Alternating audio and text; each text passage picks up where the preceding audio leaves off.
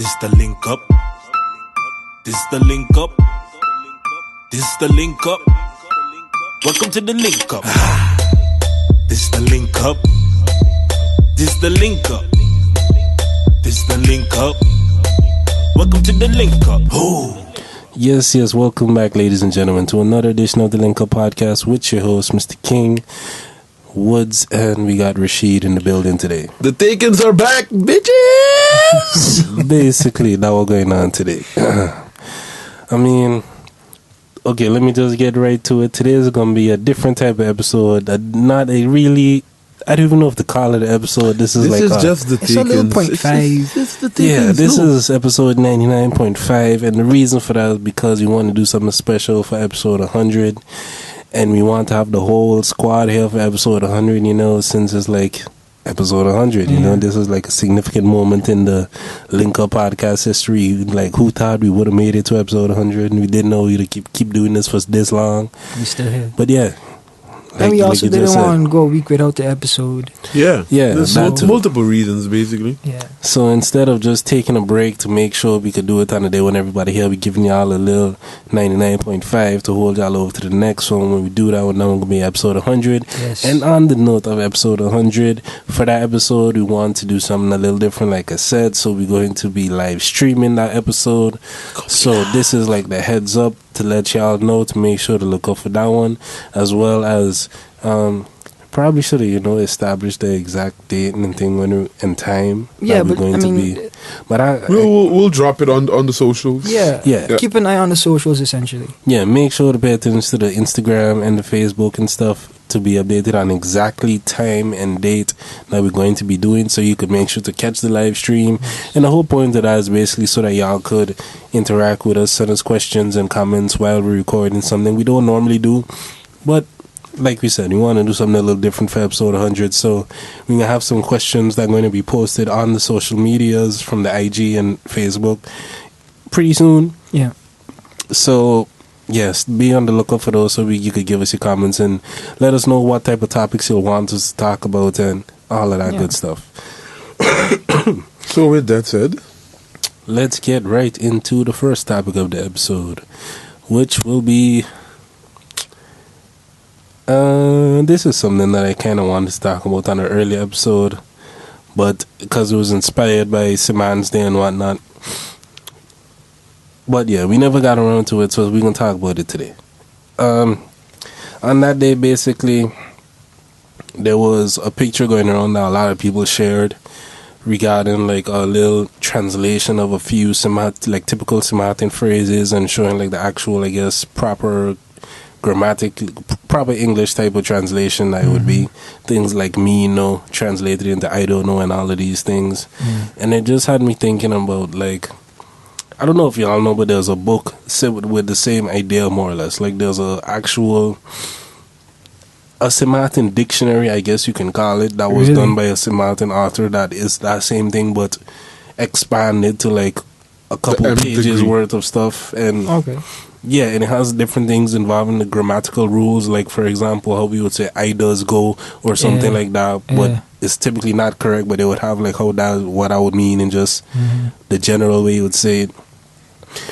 And all of that just it just brings me to the topic of like formalizing Maarten English, and I feel like it's a weird thing. Like, I feel conflicted on it, where like if you were to do it like for the Simon's Day thing, for the meme type of purposes, joking purposes, you know, it's all good and whatnot. There's nothing serious. But I just think about like if Maarten were to ever create our own language for example. This was something that was being talked about when Rhoda was in politics. Basically making it, I'm trying to remember the name, mother tongue education or something like that. Was like the slogan of what she was running with, basically to teach Samoan people in the language that are comfortable speaking, because, you know, Dutch is kind of like a foreign language to most of us, because at home we speak English, majority of us, and then we like Maarten English. So using that kind of perspective to bring it in, and is like, what do y'all think about that idea? Well, if you were to make Maarten English a legitimate language, I mean, it's not a bad idea. I mean, I basically grew up on an island where that's what happened, basically. Y'all situation a little different, though. Like, I get where you're coming from, and it's true, but y'all situation a little different. In a sense that I feel like Papimento is more of like its own language versus Saman English. Yeah. I feel you, but like Papimento is like multiple languages just exactly had a baby. Yeah, True. so it kind of become its own But thing. but it wasn't we never just like take from English primarily, and it's just like I mean, guess the thing about Samartan English is that it's still English, right? Yeah. It's just a dialect. in Jamaica, because Jamaica is a bigger island. Like, do we know like when they read books, or do they have like studies in in classes? have certain things that's in the actual Jamaican patois, but that was another one where I feel like that is different enough from like traditional, along with like they got their own words, they have their own, along with just breaking. I feel like ours is more just breaking English rules, the current English grammatical rules and stuff like that, and our accent is different. But, yeah, there's a few unique words, but it's like even the stuff like me, no, and thing that you might look at as a unique word is just a contraction, more or less, that we just kind of me ain't no, and how if you say it fast enough, you get to me no, and me ain't no is just like not saying the. If you get where I'm coming from, is like it's different. I mean, It's like shortcut yeah, English. but I feel at like the same time, from have to is like going very different. That's a whole new word like in the Jamaican type of sense. Yeah. but I think the thing is with that, like, if you would give St. Martin the time to develop, and if the language keeps going the way it's going, at a certain point, you're going to have your own, because once you legitimize the native tongue, it will expand in the sense that, okay, now we're making it more a official language. So by that definition, now you're going to think about all the other words and, okay, what would be more comfortable for our people to speak. So then just by that definition alone, the language will grow and expand. Because I feel like we have a few unique words, like things like a Jack Spaniard and a Congolese, that I can't think of any. Even though this is the first time I'm hearing those. I feel like we discussed Jack Spaniard. Jack Spaniard. We discussed on the podcast before. Congolese. But a Congolese, I can't think of any other language that refers to a millipede as That's a what Congolese. it is. Congolese. Yes, the real word is a millipede. No, yeah. Like, I don't know where it come from. I don't know. But you know.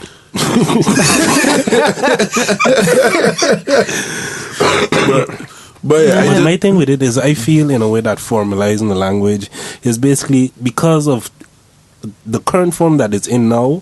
If you were to formalize it in its current state, I feel like it's basically admitting defeat in a way and saying that we just can't figure out this English thing. Like, to me, that's kind of what it is. Like, because right now it's basically broken English. Our language is broken English. English that's not really following the rules. And when you look into the origin of why a lot of Saman people speak the way they do, or where like a lot of the typical Saman words come, to me is not that this was its own language. It was just we couldn't get back to slavery, but slaves couldn't read and write and stuff like that. They put here in the place, and they just kind of figured out learning the language orally just by listening and stuff like that, not seeing it properly written down and all of these things. So we just made the best of a bad situation, and that's kind of how Samartan English is, white Samartan English is the way it is. And you go a couple generations down the line, usually much like when you look at first immigration parents and look at their children, the way that their children speak versus them, like it gets more and more like whatever the home country type of thing is. And I feel like if you look at my accent versus my mother accent, like she more speaks, I guess, traditionally Samartan. I have a lot more American influence in my own. And I feel like that's kind of holds true. Basically saying that it's not that we speak this way because it was an intentional choice to create a Samartan language or nothing like that. It just kind of happened, and it was unfortunate situations where we couldn't really get the opportunity to be educated and speak English the right way. So we just did what we did type of thing. And it developed a little, passed down through generations, the accent and ways of saying certain things or whatever. And as you get educated, it kind of deteriorates and like it becomes less and less and more Americanized or whatever. It's funny the traditional English is. It's funny how because we're in a unique situation that we as Caribbean people growing up on Caribbean islands, most of us experience the same thing at just almost the same time. No, but in our case, all the same colonizers too. But how still we all develop differently? Because like this is, I would assume, because like I don't really come from that time period, so I can't know for sure.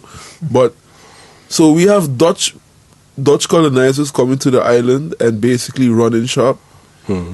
People from the States and multiple other places coming to one island. None of them speak.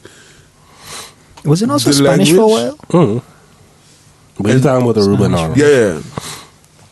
And then all Spanish, of a sudden, Dutch, French, Americans. Yeah. All of a sudden, this random language pops up because everybody trying to communicate with one another, and then Portuguese wasn't ever over there. I don't go that far. Because I mean, just from listening to it, I would say Papiamento, it certainly has some similarities. I know Portuguese and Spanish are very similar in general, so I mean, it could just be that some of the things is Spanish carryover or whatever. But I mean, it would kind of make sense. You know, when you look at Brazil being so close to over there. Yeah, all of that is why I'm thinking like. And the Portuguese were the people going around all over the world. So I would dare to argue and say maybe it's more the Venezuelan people that maybe moved to the island. Could be. Especially because the thing with Aruba is when the boom really happened was when the oil refinery came to the island, and that's when a lot of people moved in. And that's why even like all of the words that we use, for example, jockey is a brand. But jockey was the first brand that came to the island, so we got all on the pants jockeys. Then like Keds too. Keds. Yes. Keds is a similar thing. Like Freezer, Freezer is just the like brand cornflakes name. for us. Yeah. Like all cereal becomes cornflakes when it's just like that. Just there's a difference between a brand and the. I didn't even know jockey was a brand. I had no idea. Yeah, it's a brand. Freezer, the same thing. Like brands. It's a brand of. Freezer's a brand. Yeah. Okay. Fun fact. So what's the actual term? I have no idea. Is it not a freezer? I know there's a refrigerator. That's the one thing, but the freezer pad is not just called a freezer. Everyone calls it freezer. To my knowledge, like I type freezer, I think Dragon Ball. That was gonna be my next thing. That was gonna be the next thing I went to. Like, isn't freezer? Oh no, I think I confused with refrigerator with fridge. There's one like what? Frigidaire. Yeah, Frigidaire is a brand. Yeah, Frigidaire is a brand. So that's what we call it in Papiamento. Okay. And like, I feel like because Papiamento, like it's the last like 10 years. My uncle thought, please don't kill me, because he's one of the people that like officially like teach Papiamento, writes the grammatical rules of Papiamento. Okay, like he's the kind of the father of Papiamento. It's the last 10 to 15 years, let me give me some space, that Papiamento actually, like, we started to establish rules. Grammatical rules. To then be able to teach the language in schools. Because you can't, to be able to teach a language, you need to have a set of rules to be able to. So this happened in my time period. So before that, nobody, like, we just knew how to write it. But feeling. Yes. But it's spell even the that. Word how you think. Go like phonetically, whatever sound it out, and that's how you just spell write it. But that's until we started putting rules, and now our Papiamento is different from the one in Curacao. Because now there's like the C and the K and stuff like that. Papiamento, the way you in Curacao, the way you hear it, that's usually how you write it. So if it sounds like a K and an A, it's a K and an A. But in Aruba Papiamento, if it's a K and an A, then you put a C. Because KA is C, or the K sound is a C. It's a rule. It's a real rule, but yes, it's a rule nonetheless. So that's how it starts to differ. But yeah, I don't know, dog. Yeah, I just think if you put a bunch of different cultures on a small piece of rock, it's just bound to happen regardless. Like dialects is something that exists everywhere, but I mean, they're still like, okay, this is our international language, and I feel like to me with Saman, we just gotta decide, okay, is it gonna be English? Then we gotta get our English better. To me, that's just what it is. I feel like that's a better solution versus like formalizing Samartan English. Right. Like I said, to me, I feel like giving up. It's just like lowering the standard to try to make it easier for people. That's kind of how you see it. Like, instead of making them learn something, let's meet the people where they're at and be like, okay, they're already speaking like this. Let's just make it so that that's not wrong no more. You know, actually, now that you're saying that, nah. If y'all want to have your own form of English, do that. Because Canada has their own form, Australia has their own form. If you go to it's still dialect. Is that not just accent versus a whole new English? Yeah, but it's also the way how you say certain things. According to me, English, they just have different... The only different English is like British and the UK English. I can't really comment on that because I think it's like certain things that they... Like sentences and certain words that they would use might still be different. I can't really talk about it in that I feel like sense. there'll be different words English and stuff to say like... Same way, the UK, there's chips and lorry and stuff like that to kind of refer. A lorry is a trailer, and chips would be potatoes or whatever, things like that. I feel like Australia, like they probably have that. And sidewalk, for example. Like, but yeah, like wife, like for some reason, like but a wife. To me, I don't think that means it is a whole new language though. No. Like if you just got a couple words that. To me, it's just more like us. We say Jack Spanier instead of... Yeah, but that's what I mean, like... But is it formalized? Like this is what is taught in the schools that if you see this object, so, like, if you see a wasp, it's called a Jack Spanier. Like that will have to be the case, in right? Australia, then I feel like in the UK and in Britain and all the colonies that fall under either the UK or America, the UK or the US, they kind of subscribe to whatever English the mother country uses. So I would assume in Australia it's just the same thing. We take the British English and that's our like formal official language, but what is spoken amongst the people, they'll say whatever you want more or less, the same way how it is for us. Same way how you go to different provinces here in the Netherlands and you get the accents, the dialects of Dutch, and it's like, what is you saying? That it almost don't even sound like Dutch anymore. Like that's kind of how I view Australia and those type of places, but I don't know for sure. Yeah, that's why I don't know for sure either. But it's just because when you even go to, like, for example, when you turn on your phone and you choose the language, then you get English, and then you get a bunch of different options of English. And I mean, like, if it's really just American English and British English and the rest is just blanket terms, then why so many options? Like, I don't know, so I just assume that there has to be some type of difference for them to put a specific category in the phones, for example. I never looked into that, so I don't have no answer to that question, basically. I just don't know. Okay. How do you feel about it, Rashid? Is it lowering the bar or not? Is it admitting defeat? If you formalize the language, I think I kind of having difficulty grasping what you mean with formalizing the language itself, or formalizing the way we speak English. It's basically everything Woods was just saying about what happened with Aruba and Papimento. The same way how you actually got us lay out some rules, create a book. The same way how you went to school and you learned Dutch and you got to read and comprehension type of things. And so basically give it rules on how to speak Samartan English. Or how to write Samartan. And it would basically say have some kind of thing that me know is just the proper way that we say I don't know or whatever. And different things like that would be the style. Like establishing vocabulary of Samartan words, the grammatical rules of Samartan English, like stuff like the I does go in. That would just be like, you add I does and odd does, and like whatever the rule would be. You do that process, and then you go through a process of teaching a couple generations of this, so that they know that Samartan English is just formal English and the proper way to speak. And to me, in reality, I just feel like that's craziness. In my head, I'm thinking, why?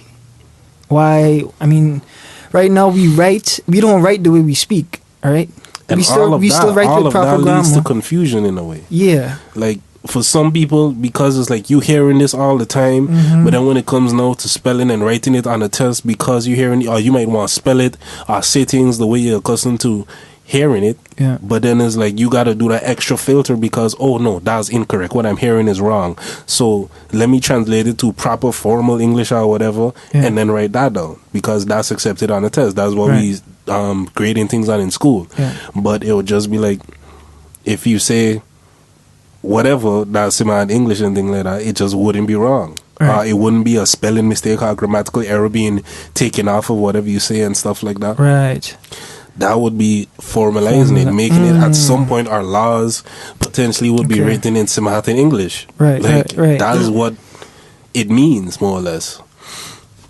I don't see the point in doing that. I mean, like the English that we get in school, the grammar rules and whatnot, that's like an international thing. Everywhere you go, you write in that form, you write with that grammar.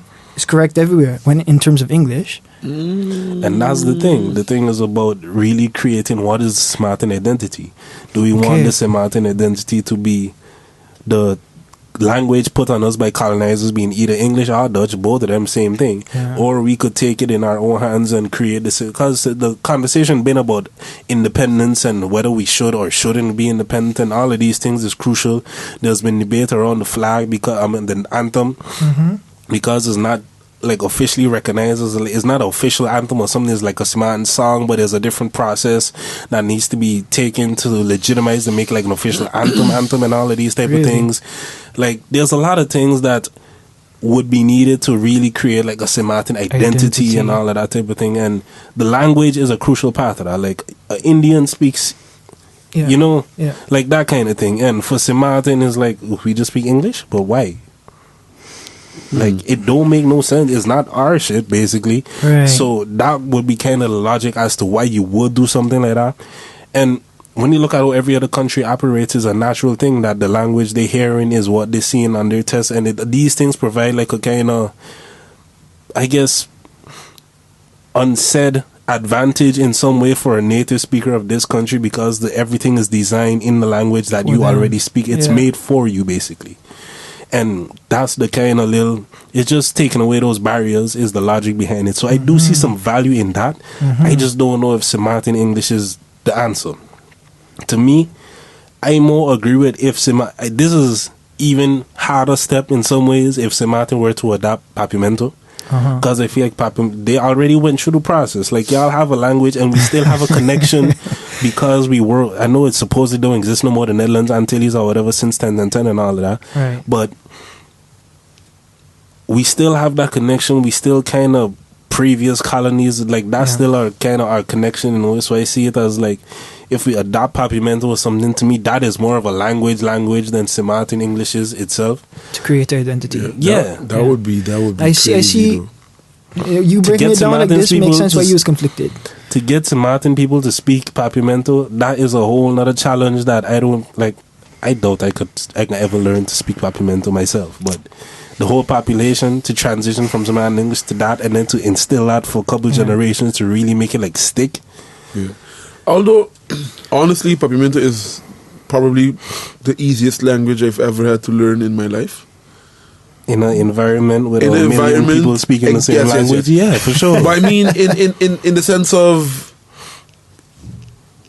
coming up in a household, speaking Dutch and English, and then hearing Papiamento, like, Papiamento is a very simple language just to understand.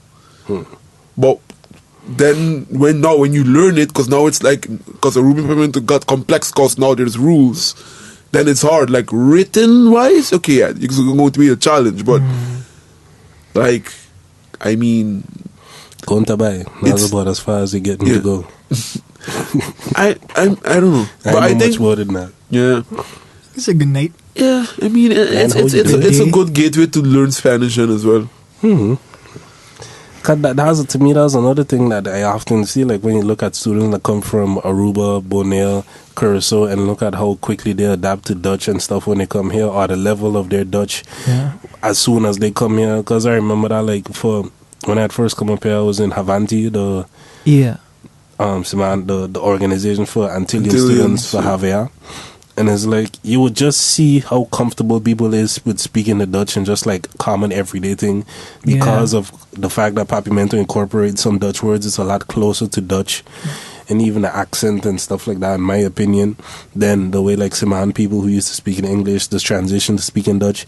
Yeah, certain people do it fine and whatnot, but it's more of a challenge. Yeah. Yeah. A little extra hurdle, I think. But I always thought, like, our dialect was part of the identity. As it is right now. But it just don't make no damn sense. When you really think about it, we're a Dutch colony. Why the fuck we speaking English? Like, if you were speaking Dutch, cool. But why are we speaking English? It makes no sense. It's true. Yeah. That is true. It must have to be with, like, the people that immigrated from the U.S. The U.S. had owned, they had built our airport. It was part of a military base at some point. The Juliana airport. That explains it. So that's the same thing with Aruba. Like, why the half of Aruba uptown speaks English? Because when the oil refinery came,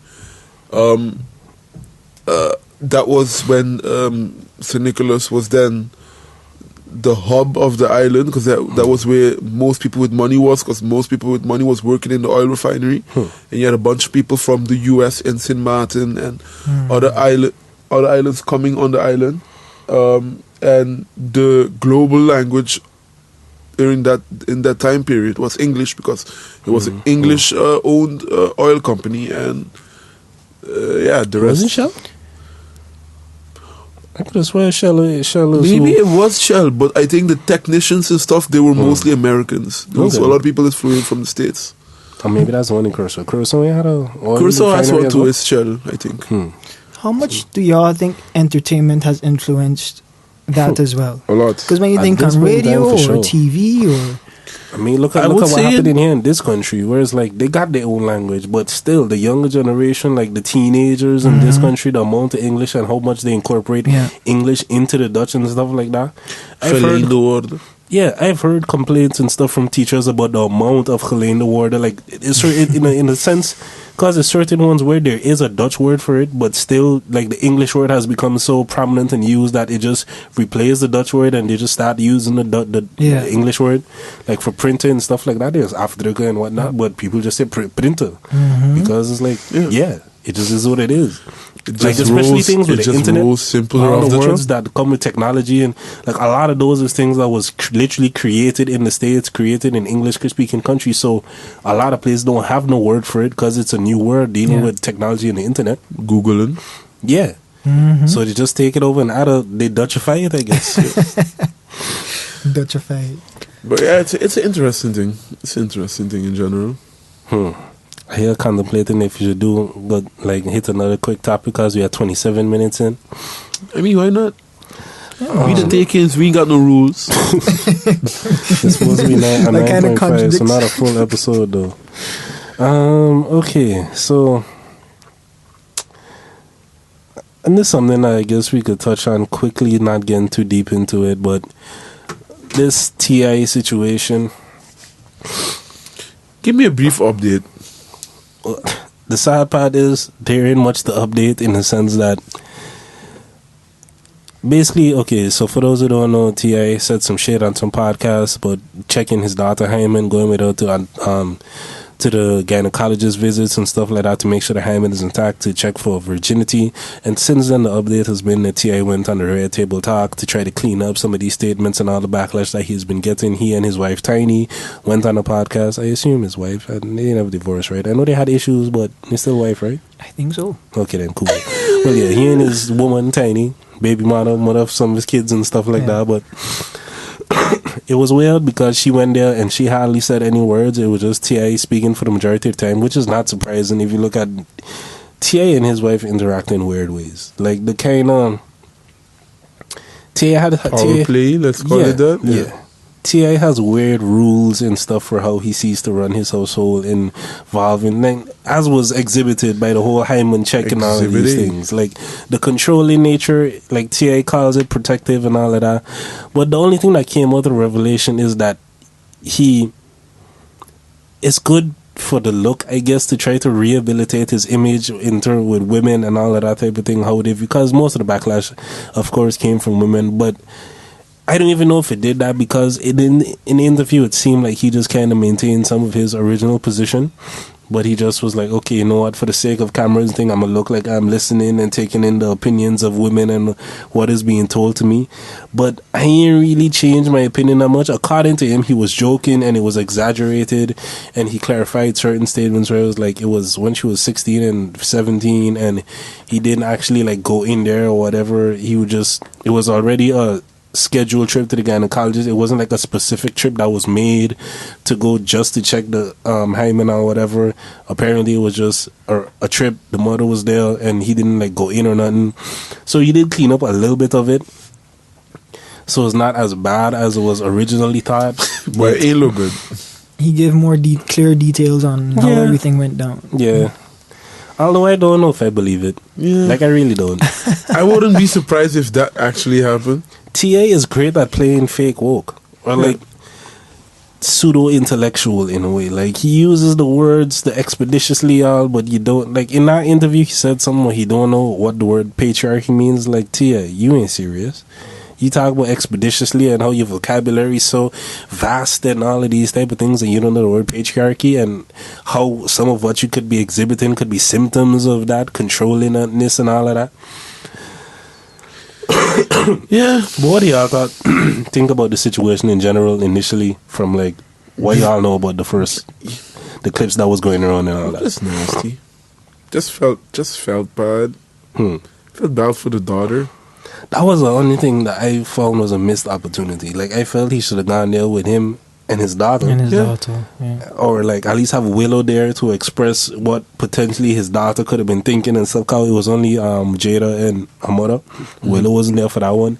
And Will was like, yo, I see all the trouble you get. Cause he was in the intro a little bit, and that was kind of funny. Seeing like, yo, I'm not here for this. Like, you gonna be by yourself while you deal with this Hymen nonsense. I out. So that was entertaining. But to me, it would have been a more productive discussion, like I said, if it was longer, and at least if his daughter itself was there, or the mother of the daughter, because Tiny ain't her mother neither. So it's like, yeah, it's weird why Tiny was there. Yeah, Tiny was just to be Tiny. Yeah. Just from hearing the first clips that came out, it just seems like very over controlling, that type of thing. Yeah, I mean, you can't like.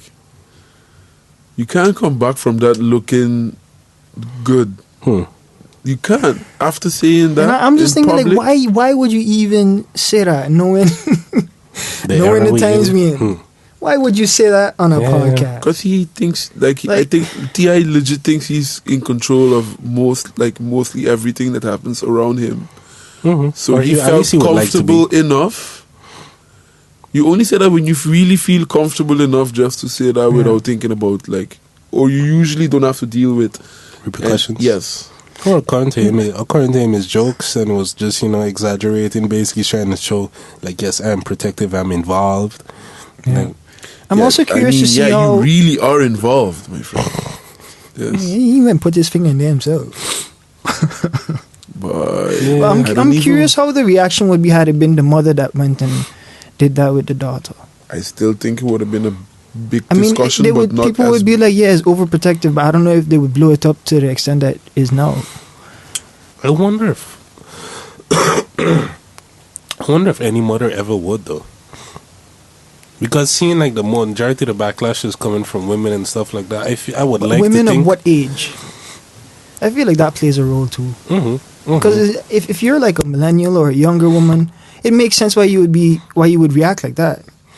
Yeah, if yes, maybe some older generation person, parents, like mothers, might have, but I feel like most women would be able to understand and empathize with the situation, and would think of like how would they feel if their mother went with them to check the hymen and stuff to make sure there was a virgin. And that's like, even that's like kind of like, what if your girl dances ballet? All of that was addressed in the first clip and stuff like that. Tia himself was saying, like, he's aware that there's other things that could result in a hymen tearing, but he was like, yo, my daughter, she ain't in dance, she ain't in this and this and that. So if the time in here, that's his logic. Yeah. Basically, because she not doing those other types of activities, gymnastics or whatever that might result. What if she had a deal though? Well, then T.I. would know about it. I guess now she got to tell T.I. about that. Yeah, man. I feel like the fact that it was that it was a guy doing this that for sure, especially in 2019, because even with people empathizing, like Jada had put that question to him, like what would it be? Like people take issue with because you wouldn't react the same way if it was your son. If your son lost his virginity and whatnot, you wouldn't react the same way. And then T.I. went on to explain his thing, whereas like not seeing it as a double standard, but explaining where he feels he's justified in treating the son and the daughter differently, saying that if a son gets a chick pregnant, the household, the immediate household is not changing within that 9-month period or anything like that. Yeah. And there is some truth to that. But I mean, it's not that strong of an argument. Like, I get where he's coming from. Like, yeah, still somebody pregnant. That's still, if your son ain't prepared mentally and whatever to provide for this child and all these things, it's still a bad situation either way. Yeah. So it's like you should be the message should be equal. It shouldn't be a double standard, more or less. But then that, when he went and justified that, is why I feel like I don't know if T.I. really took in anything there, or he was just doing a nice, I guess, impression for the cameras to show, like, yes, I'm listening, I'm taking in, I'm trying to show that I'm reforming or I want to change, and I'm not as serious about my initial statements as I was. Me. Yeah, something like that. Please believe me. From the little bits of podcasts I see from T.I. and whatnot, it seems like he don't listen a lot to when other people like really go into things. Like he would just sit there and let him talk, but then once he has something to say, he wants to make that point, and that's like all he care about. There's certain people that put him in his place though. I only check out 2 episodes like from the Expeditiously podcast, but like it's not that serious of a topic, it's not that deep. I hope most of us in here understand that, you know, this is not the way. This is not the way. Definitely not. This is not the way. If you got that, this is not the way. So that's the message that we can all take from this. I mean, I ain't saying encourage her to go there having sex, but I don't think this is the right way either. But this is intrusive. Stop shaming young people from having sex, people. Just teach your kids to have safe sex, because you're not going to stop them from having sex. Trust me, I know. I used to be a kid too. Aren't you still? Right, we'll see how you react when you have your own kid and you're reaching that. But I mean, that was the one thing I was going to say. Like, I just let them say what you say, because that's a topic for I understand that, right? But I understand that, right? But at the end of the day, like, you can't control it. Like, the only thing you can do is inform the fuck out of your kid. Like, inform them till they get tired of getting informed. That's the best thing you can do as a parent. But once you start like controlling, like really body controlling, and that might backfire, you know. See all these kids going to church when they get one time pastors' kids. There's a reason there's a term for pastors' kids. Once they get one day free. Slightly kind of tangent. Any of y'all ever watch Greenleaf? Greenleaf show on Netflix. It's a really good show. Yet. Like even I'm not a religious person into the church and all of that. It's a show about like what life is like for people who run in mega churches and stuff like that. Like if you could imagine what a Creflo Dollar or one TD Jakes, one of those like super famous pastors. That God told me I need a plane. Or Joel Osteen. I need a plane to fly. Like it basically showing like it's black, you know, it's all black cast and stuff like that. Reason why I would watch something about religion is like it's a bunch of black, and it's a really good show acting wise and story and all of that. Like you don't have to be interested in religion to appreciate it, but it's scripted. It's scripted. Yeah, it's a series. Okay. But yeah, I don't know why I mentioned that, but we here for 38 minutes. We was trying to make it for 30. So let me just wrap it up. Yo, this is still on schedule if you compare it to the regular. Under 45 minutes. Yeah, boy. All right. So once again, we'll just reiterate: make sure to look out for the next episode of the podcast, episode 100. We're gonna be live streaming. Pay attention to the social medias for the questions and stuff that we'll be asking, or just make sure let us know. DM us and whatnot, tell us about certain topics that you'd like us to discuss, submit certain things, send us articles and links or whatever if you want us to talk about a particular topic that we might not have thought of and all of that. Also if there's topics that we've discussed and you thought that we need to go over it again, or You know, maybe you guys have input as well. We will perspective consider that it. we missed or something like that. Let us know. Everything's on the table pretty much for this episode. It's going to be special. So yeah, and other plugs. Looking forward to the interaction. Or anything else I missed? Yeah, just like if you want more episodes of The Takens, just let us know. I guess so. Yeah, if you said so. So what? You got any plugs? I mean, yeah, don't forget to come to Sunday and Monday. Sunday, that we got Reckless, one and only place for soca in Amsterdam on a Sunday specifically. I was just gonna ask, is it the only place for on soca? a Sunday? Hell yeah! Okay then. And don't forget, every Monday, if you want to break the weekend really early, like on a Monday, open the week right. Open the week right.